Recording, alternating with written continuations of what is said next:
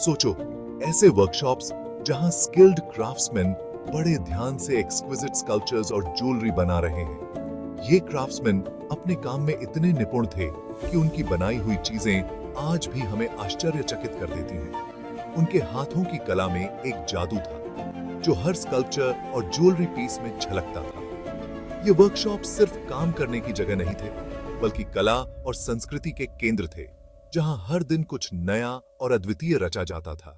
यहाँ की हर एक चीज में एक कहानी छुपी होती थी, जो हमें प्राचीन भारत की समृद्धि और उसकी सांस्कृतिक धरोहर की याद दिलाती है। नालंदा यूनिवर्सिटी के भव्य हॉल में प्रसिद्ध स्कॉलर्स गर्मा गर्म वाद विवाद में लगे हुए हैं। ये हॉल सिर्फ शिक्षा के केंद्र नहीं थे, बल्कि विचारों के आदान प्रदान के भी प्रमुख स्थल थे।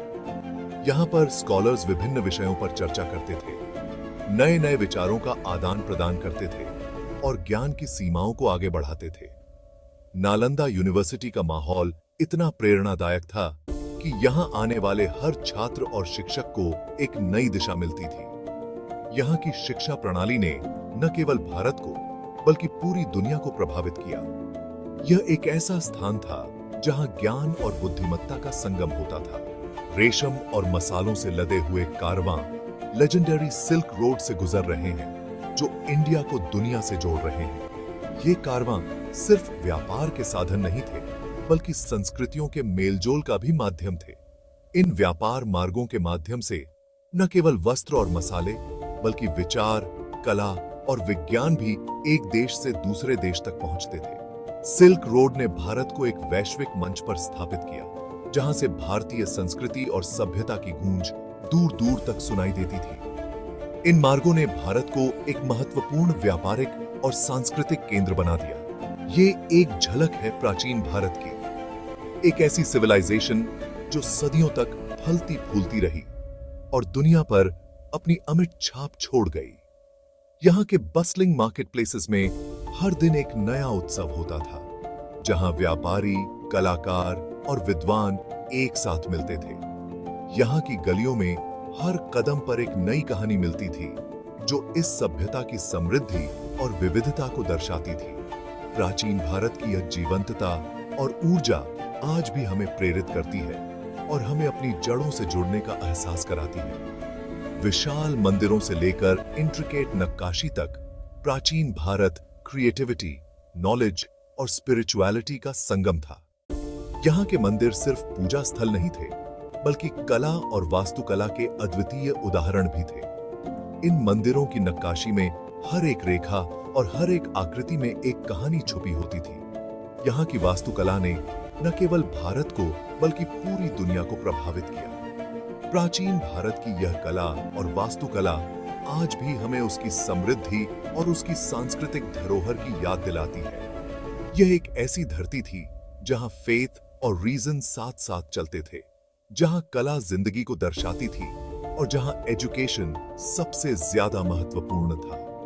यहाँ के स्कॉलर्स ने विभिन्न विषयों पर गहन अध्ययन किया और नई नई खोजें की। यहाँ की कला ने जीवन के हर पहलू को दर्शाया, चाहे वह धार्मिक हो या सामाजिक। यहाँ की शिक्षा प्रणाली ने न केवल भारत को, बल्कि पूरी दुनिया को प्रभावित किया। यह एक ऐसी धरती थी जहां हर दिन एक नया विचार जन्म लेता था और हर रात एक नई खोज की जाती थी। इस युग में शक्तिशाली साम्राज्यों का उदय हुआ, कला और विज्ञान का विकास हुआ और ऐसी महान फिलॉसफीज का जन्म हुआ जो आज भी हमें प्रेरित करती हैं। इन साम्राज्यों ने न केवल भारत को, बल्कि पूरी दुनिया को प्रभावित किया। यहाँ की कला और विज्ञान ने नई नई खोजें की और नई नई तकनीकों का विकास किया। यहाँ की फिलॉसफीज ने जीवन के हर पहलू को प्रभावित किया और हमें एक नई दिशा दी। प्राचीन भारत की यह समृद्धि और उसकी सांस्कृतिक धरोहर आज भी हमें प्रेरित करती है और हमें अपनी जड़ों से जुड़ने का एहसास कराती है। प्राचीन भारत आध्यात्मिक खोज की भूमि थी, जहां हिंदुइज्म, बुद्धिज्म और जैनिज्म जैसे प्रमुख धर्मों का जन्म हुआ। वेदास से निकला हुआ हिंदुइज्म धर्मा, कर्मा और मोक्षा पर जोर देता था, जिसने इंडियन सोसाइटी के नैतिक और आध्यात्मिक मूल्यों को आकार दिया। भगवान बुद्ध यानी सिद्धार्था गौतमा द्वारा स्थापित बुद्धिज्म ने मेडिटेशन और 4 आर्य सत्यों के माध्यम से एनलाइटनमेंट का रास्ता दिखाया। अहिंसा और आत्म अनुशासन पर जोर देने वाले जैनिज्म ने इंडिया के आध्यात्मिक परिदृश्य को और समृद्ध बनाया। सिल्क रोड के जरिए साधुओं और व्यापारियों ने इन धर्मों का प्रसार दूर दूर तक किया, जिससे एशिया और उसके पार की संस्कृतियां प्रभावित हुईं। प्राचीन भारतीय संस्कृति में ज्ञान की खोज को बहुत महत्व दिया जाता था। विद्वानों और विचारकों ने अपने समय के सबसे महत्वपूर्ण और जटिल प्रश्नों के उत्तर खोजने के लिए अथक प्रयास किए। शिक्षा और अनुसंधान का यह जुनून भारतीय सभ्यता की नींव में गहराई से समाहित था। विद्वानों और विचारकों ने विभिन्न क्षेत्रों में ग्राउंड ब्रेकिंग एडवांसमेंट्स की, जिससे उनकी प्रतिभा और बुद्धि का पता चलता है। उन्होंने गणित, खगोल विज्ञान, चिकित्सा और धातुकर्म जैसे क्षेत्रों में महत्वपूर्ण योगदान दिया। उनके नवाचारों ने न केवल उनके समय को प्रभावित किया, बल्कि आने वाली पीढ़ियों के लिए भी मार्ग प्रशस्त किया। भारतीय गणितज्ञों ने शून्य की अवधारणा विकसित की, जो एक रेवोल्यूशनरी कॉन्सेप्ट था, जिसने गणित और खगोल विज्ञान की नींव रखी। शून्य की खोज ने गणितीय गणनाओं को सरल और अधिक सटीक बना दिया, जिससे विज्ञान और प्रौद्योगिकी के अन्य क्षेत्रों में भी प्रगति हुई। इसके अलावा भारतीय गणितज्ञों ने दशमलव प्रणाली और बीजगणित में भी महत्वपूर्ण योगदान दिया। आयुर्वेदा, जो कि चिकित्सा की एक होलिस्टिक सिस्टम है, इसी युग में उभरा, जिसमें मन, शरीर और आत्मा के बीच संतुलन पर जोर दिया गया। आयुर्वेदिक चिकित्सा ने न केवल शारीरिक स्वास्थ्य को महत्व दिया, बल्कि मानसिक और आध्यात्मिक स्वास्थ्य को भी महत्वपूर्ण माना। इसके सिद्धांतों में प्राकृतिक उपचार, आहार और जीवन शैली में बदलाव शामिल थे, जो आज भी प्रासंगिक हैं। हर्बल रेमेडीज और नेचुरल हीलिंग के इसके सिद्धांतों का अभ्यास आज भी दुनिया भर में किया जाता है। आयुर्वेदिक चिकित्सा ने जड़ी बूटियों और प्राकृतिक तत्वों का उपयोग करके उपचार के नए तरीके विकसित किए। इन उपचारों ने न केवल भारत में, बल्कि विश्व भर में स्वास्थ्य और कल्याण के क्षेत्र में एक महत्वपूर्ण भूमिका निभाई है। दिल्ली का आयरन पिलर, जो 1600 साल से ज्यादा समय से बिना जंग लगे खड़ा है, प्राचीन भारतीयों के उन्नत मेटलर्जिकल स्किल्स का प्रमाण है। यह स्तंभ न केवल धातु कर्म में उनकी विशेषज्ञता को दर्शाता है, बल्कि उनके इंजीनियरिंग कौशल और वैज्ञानिक दृष्टिकोण को भी उजागर करता है। इस तरह के अद्वितीय निर्माण ने भारतीय सभ्यता की वैज्ञानिक और तकनीकी प्रगति को विश्व भर में मान्यता दिलाई। प्राचीन भारतीय इंजीनियरिंग और वास्तुकला के अन्य उदाहरण भी उतने ही प्रभावशाली हैं। सिंधु घाटी सभ्यता के नगर नियोजन से लेकर मंदिरों और महलों की जटिल संरचनाओं तक, भारतीय इंजीनियरों और वास्तुकारों ने अपनी अद्वितीय प्रतिभा का प्रदर्शन किया।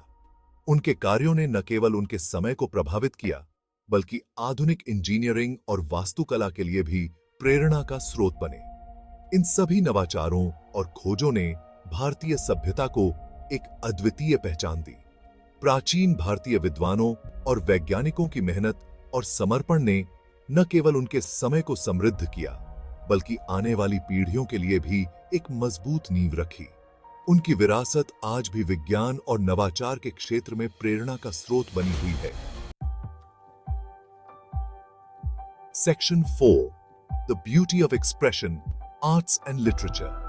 प्राचीन भारत में कला और साहित्य का विकास हुआ, जो उस समय के समृद्ध सांस्कृतिक ताने बाने को दर्शाता है। भरतनाट्यम और कथकली जैसे शास्त्रीय नृत्य रूप अपने इंट्रिकेट हाव भाव और भावपूर्ण कहानी कहने की कला से दर्शकों को मंत्रमुग्ध कर देते थे। मूर्तिकारों ने पत्थरों में जान फूंक दी, पूरे उपमहाद्वीप के मंदिरों और गुफाओं में मास्टरपीसेस बनाए। महाभारत और रामायण की एपिक गाथाएं, जो पीढ़ी दर पीढ़ी चली आ रही हैं, नैतिक मूल्यों और कालातीत ज्ञान प्रदान करती हैं।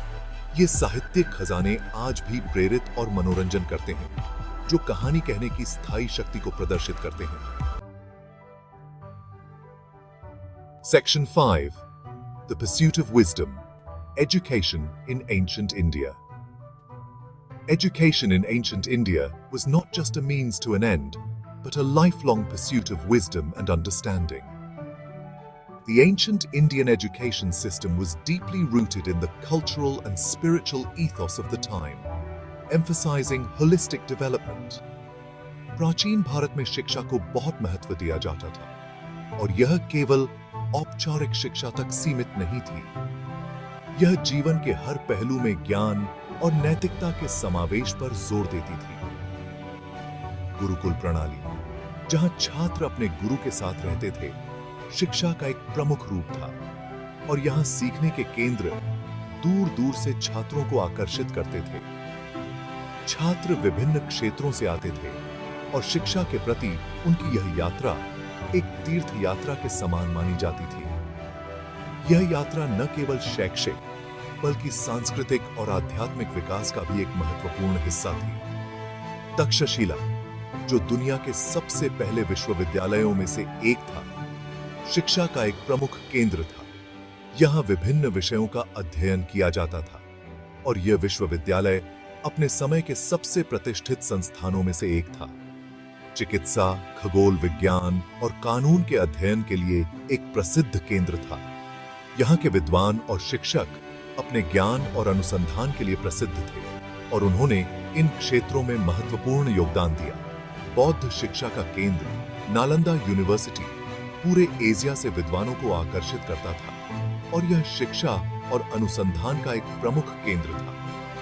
यहाँ के विद्वान और छात्र विभिन्न विषयों पर गहन अध्ययन और अनुसंधान करते थे और विचारों के जीवंत आदान प्रदान को बढ़ावा देता था। नालंदा में शिक्षा का माहौल बहुत ही समृद्ध और प्रेरणादायक था, जहां विद्वान और छात्र अपने विचारों और ज्ञान को साझा करते थे। इन संस्थानों ने आलोचनात्मक सोच, बहस और ज्ञान की खोज को बढ़ावा दिया।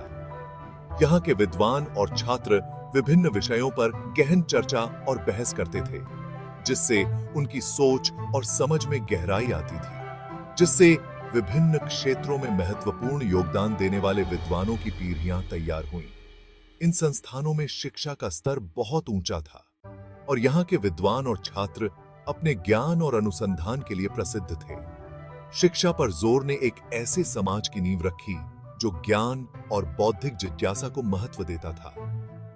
यह शिक्षा प्रणाली न केवल शैक्षिक बल्कि नैतिक और सांस्कृतिक विकास पर भी जोर देती थी, जिससे एक समृद्ध और संतुलित समाज का निर्माण हुआ।